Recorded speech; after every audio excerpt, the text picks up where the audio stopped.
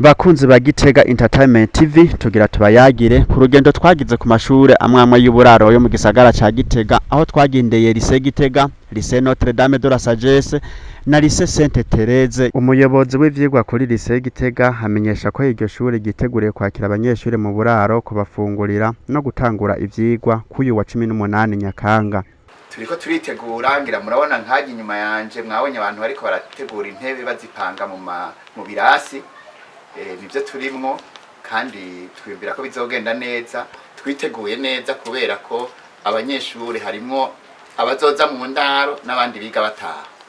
Ariho biga bari mu ndaro twarabiteguriye neza mu kubakira, ifungurwa ubu twarazimaze kuzitegura, nimba hariho inkwi zo guteka twaramaze kubitegura, byose birahari. Mbere no babwira yuko twanabateguriye neza, murashobora kuja kuharaba aho bafungurira. Twarahateguye turahasiga ishwagara, hasa neza harayegayaga nkuko twabigize mu birasi bimwe bimwe by'amashuri. Kubera ko iryo shure ari rya kera cane, umuyobozi ajejwe ivyigwa amenyesha ko iryo shure rifise ikibazo c'imatera zishaje nke eka mbere n'ibindi bikoresho byaba ivyo mu gikoni. Ishure ya kera amamatera dufise ntakwiye ugereranije n'abanyana bari muri leta. Naco gituma turafise internat privé. Iyo internat privé ntikoresha amamatera ya leta, bituma rero umwana aje muri internat privé tumusaba ko yizanira akamatera kiwe kugira ngo ntahave aja kugora abarihirwa na leta. Murumva ko nk'iyo ari ingorane iyo tuba twari dufise amamatera akwiye, nabo muri internat privé babashikira baryama hamwe n'abandi. Amamuvero tutekamwo n'amamuvero ya kera, umuntu aguma sana ariko aradutwara amahera menshi cyane, ku buryo rero usanga gufungurira abana rimwe hari igihe bitugora kubera iki usanga iyi yatobotse tukaja kuyikoresha, kandi murumva ko bategerezwa gufungura. Ku bijanye n'ikibazo c'abigisha amenyesha ko iryo shure riheruka kubura abigisha 6 aho bagiye mu karuhuko k'izabukuru. Uwo mwaka uje mu gihe haheruka gufata ingingo mu bushikiranganje bavuze yuko abantu bakuje imyaka 60 bagiye mu zabukuru. Kare abigisha bahora baja mu zabukuru ku myaka 65. Iyo ngingo rero yaradukoze ko cyane kuri lycée Gitega, kubera iyo ngingo yatumye hariho abantu baja mu zabukuru bashika 6. Muri abo 6 harimo abigisha 5 n'ubundi yakora mu by'ibitabo bibliothèque umwe. Abo 5 rero gushika n'ubu ntituraronka basubirira. Byumvikana ko mu bijanye n'ivyigwa tugifise ingorane y'ukuronka abantu bazoshobora kwigisha ivyo vyigwa, cyane ko abantu babimenyereye cyane, banatuma bimwe twita todore isita ku ishure iba nziza cyane. Noba nk'akarorero nk'uwo mwaka muri exeta biheruka twabaye abambere hamwe muri lycée Gitega, kubera nko muri science twabejeje 100%, aho abandi bimeze nk'ibyabagoye. Kw'ishure lycée Notre Dame de la Sagesse, umuyobozi Patiri Simoni Zigirabarya amenyesha ko iryo shure giteguriye kwakira abanyeshure, ibikoresho, ibifungurwa n'ibindi vyankenerwa bisanzwe bikwiye kw'iryo shure. Turiteguye ku mpande zose gushobora kwakira abanyeshure. Mu vyerekeye uburaro twaramaze gutegekanya aho abanyeshure bazoshika bakakirirwa geza bakaryama, turashiramwo ibitanda naho nyene tubona yuko mumbure bitazokwira neza, turashiramwo amamatera.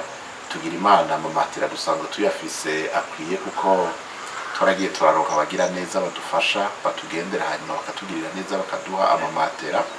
Turategura mbere eko ubu rero ku vyerekeye uburaro mbona twiteguye neza. Ku vyerekeye ibifungurwa turagira imana kuko ubushikiranganje uburyo busanzwe bushirako kugira ngo bufashe gutunga abanyeshure babushize ko hakiri kare, cyane ivyerekeye ku kwezi kw'icenda naho nyene bafatiye ku bitigiri twari dufise ku mwaka uheze, tukaba tubona ko ibitigiri bishobora kuba vyaraduze gatoya, ariko turibaza yuko tuzoshobora kwakira abantu. Twarasumye rero ibifungurwa bazoshobora gukoresha muri iyi minsi ya mbere, kandi tubibaza yuko bizogenda neza.